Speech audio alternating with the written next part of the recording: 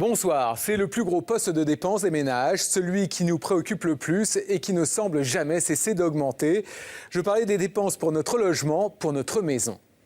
Il faut dire qu'entre les montants des loyers ou ceux des crédits, mais aussi des prix des charges ou encore ceux de l'électricité et du chauffage, nous consacrons chaque mois 1 000 € pour notre habitation. Mais alors, est-ce vraiment justifié? Pourrions-nous payer moins cher? C'est à ces questions que nous allons répondre ce soir. Par exemple, dans le domaine des économies d'énergie, vous allez comprendre ce que cachent réellement vos factures de chauffage. Et vous allez découvrir les nouveaux bons plans qui existent pour faire des travaux d'isolation sans que cela ne vous coûte, écoutez bien, plus d'1 euro. Dans le village d'Halluin, au nord de la France. Cette maison est en plein chantier. Et c'est un grand jour pour les propriétaires. Marina est secrétaire et son mari est ouvrier.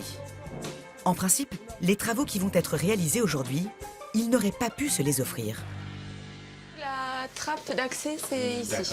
Voilà. Ils vont faire isoler les combles de leur maison. Et pour ça, ils ont fait appel à Alexandre et Hervé, des artisans spécialisés.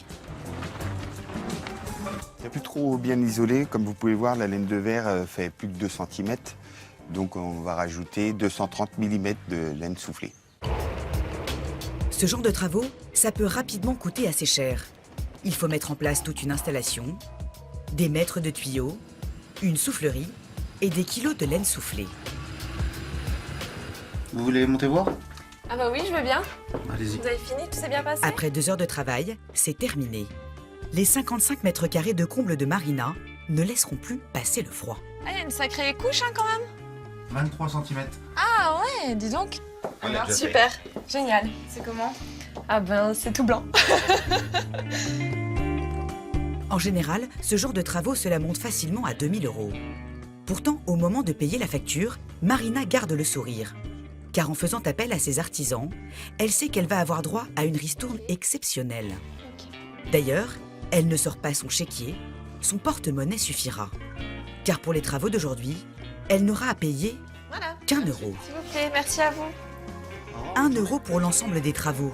Un tarif à peine croyable.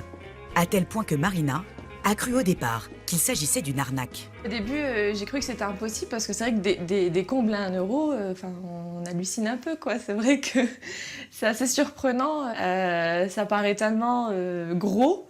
1 euro, c'est l'euro symbolique, donc... Et puis en fait, ça s'avère que c'est réel, quoi. En 2 ans, l'offre à 1 € a déjà profité à 3 500 ménages en France.